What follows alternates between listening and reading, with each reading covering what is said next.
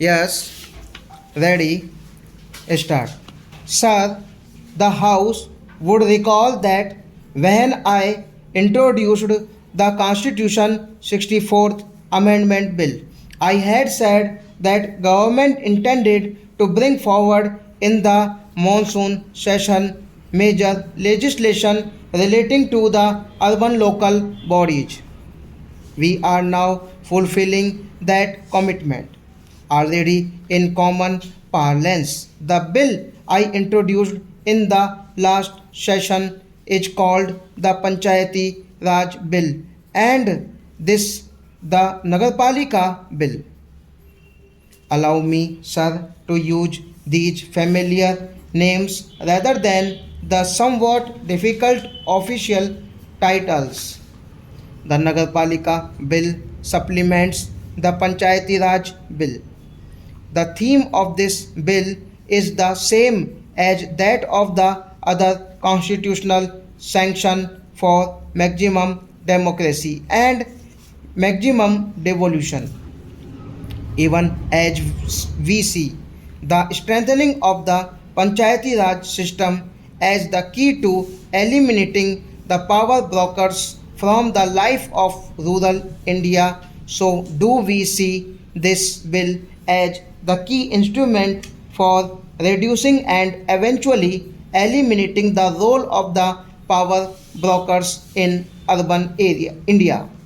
We seek through these bills to waste power in the only place where power rightfully belongs in a democracy in the hands of the people.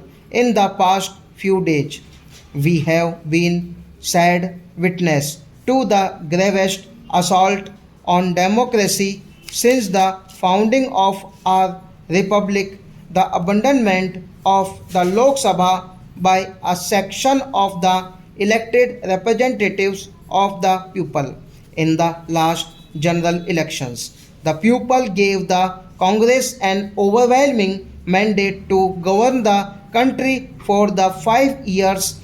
In the same elections, they returned a few opposition members to occupy the opposition benches for the same 5 years. The members of the opposition were elected to fulfill the vital democratic function of contesting the government and its policies right here on the floor of this house, not in the street or in the columns of newspaper. We respect those democratic and independent minded members of the opposition who are here with us today to democratically debate the issues of fundamental national importance which I shall be raising.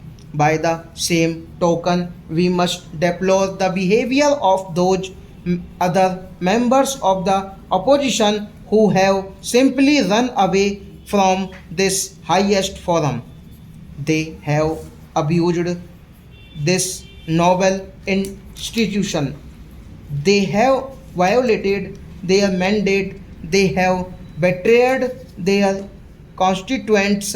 They have eroded democracy itself. Why have they tried to destroy democracy in parliament? I have no doubt that it is primarily because they could not bear to see democracy prosper here. Stop.